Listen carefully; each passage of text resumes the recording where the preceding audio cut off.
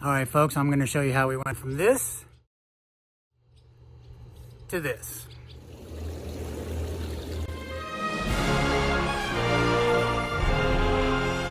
Okay, so the tools I used, I got a rake, shovel, pickaxe. We're in Texas. I got a lot of rock in here and a lot of clay. A level, a corner, 90-degree angle measure. I got a rubber mallet and a tape measure. All right, this is the spot where the spa slash hot tub slash jacuzzi is going, whatever you want to call it. Ground not quite level, so we're gonna have to fix that. The yard is not level.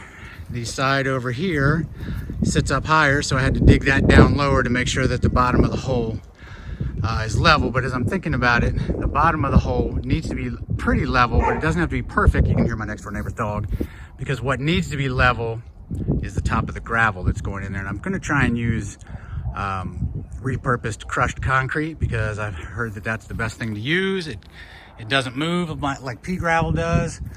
You can see I've still got some spare dirt there in the middle of the hole I'm going to use to fill in the edges here. I'm going to solidify those 1x4 so they don't move, and the next thing I'm going to do is I'm going to fill it with that crushed concrete. You know, another thing you can do while you're digging this hole is you can check other things in your yard too. Like I had plenty of worms in here, but then I did find a couple of grubs. So that means that my grub X treatment needs to be a little better this upcoming season, so I can get this yard looking the way it needs to around my jacuzzi. I don't want a shitty looking yard and a nice jacuzzi, so excuse my language. But plans are, as soon as this is done, then we're going to go up with some 4x4s on 3 corners, this corner, that corner, and that corner. And then we're going to put some lattice work above it, you know, just so you can't see in the hot tub, obviously in the jacuzzi, from the 2 sides that I have neighbors on. And I'll have another shot here for you when I got this thing filled with concrete. Nice sunny Sunday morning out here in north of Austin, Texas. But I did discover an error in my ways.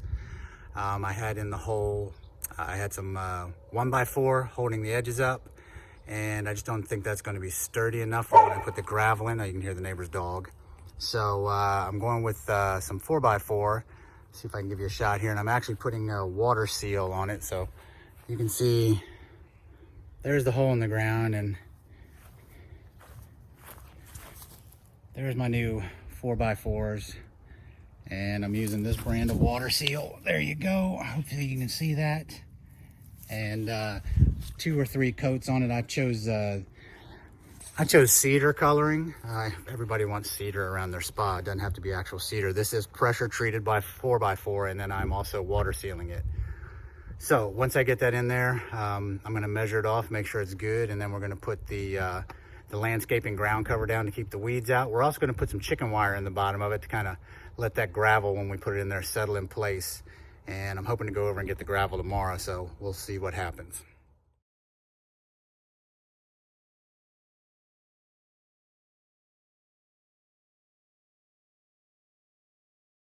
All right, so I got everything measured off. I got at least 8 feet all the way around. All the corners are square, so I used a triangle for that. I put the weed guard down, and now I'm gonna put some chicken wire down and then go get this rose gravel tomorrow. Okay, so there it is, all ready for the gravel. That's coming tomorrow. I've got the weed blocker down. I've got the chicken wire over top of that, and the chicken wire really isn't necessary other than with that gravel. You want to help it lock it in place. So I think the chicken wire helps give some stability to that so the gravel doesn't move around. Now, once we put the gravel in there, we're going to tamp it down. And we're going to run the electricity underground there to that corner. Right here in the middle, right where you see the rake at that handle right there, that's where the control panel is going to be for the tub.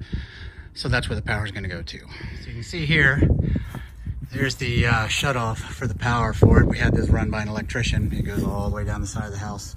You can't really see it to the breaker box on the outside over there, but just a trench going in. It's coming up underneath right here.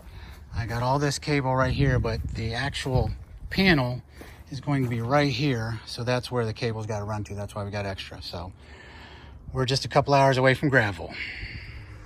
All right, so you can see I'm here. About to get my gravel. About to get my gravel on. As soon as I put this tarp down in the back of my truck to protect the bed, let's get some gravel.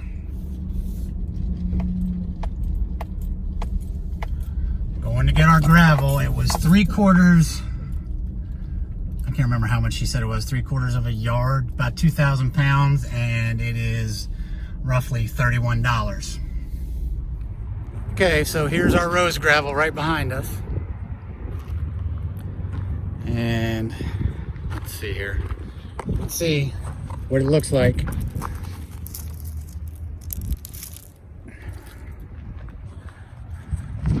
So hopefully my man can get this in my truck without denting or scratching it up. We'll see how good of a front end loader he is. You've done this before. The tarp, as I dump it in, the tarp. Yeah, it's gonna pull down in, yeah.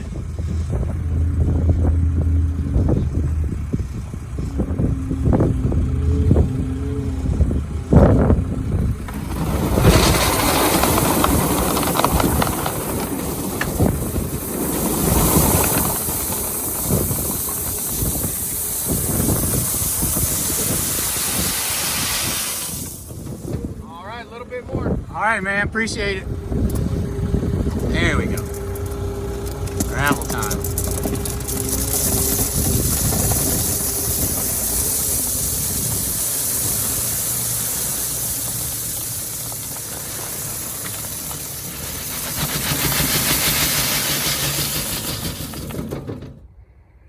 All right, so as you can see, I got all my gravel in there. Now I got to make sure it's level. I'm gonna have to go back and get a couple of 5-gallon buckets of this gravel. By the way, for a yard, I got 3/4 of a yard. It was $32 for what's called rose gravel.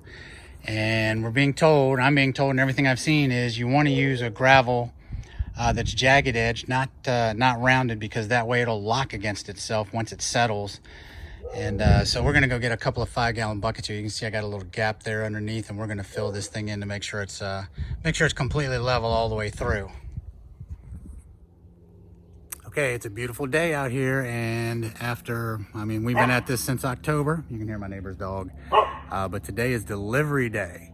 So we're gonna be getting this jacuzzi delivered and set in.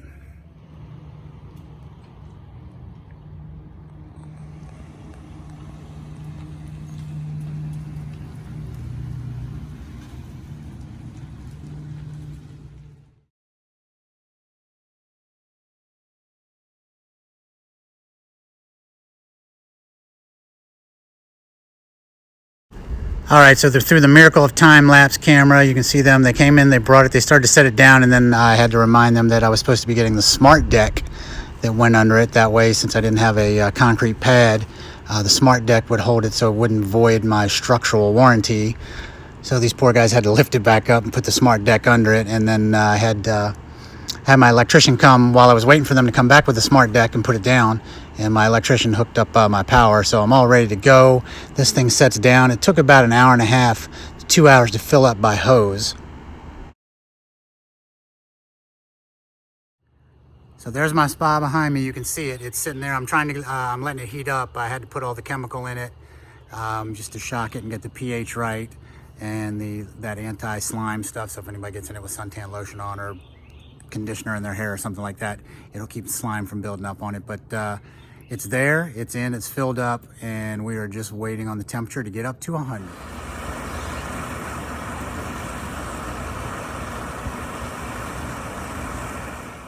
So as you can see here, it's a Clarity Spas. We got the Balance 8 model, which is the 8-foot by 8-foot model, and we got it here at our local Paradise Spa dealer.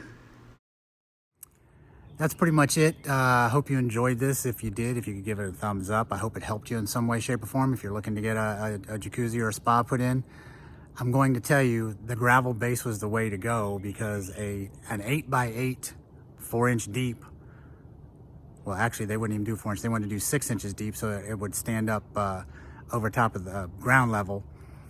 Cement pad was at a minimum $4,000. This thing all together with the smart deck was $700, but 700 versus, well, let's call it 750 with everything I had to buy, 775 versus $5 grand, $4.5 grand. I think it was a good deal. So anyway, thank you. And we are about to get in the jacuzzi.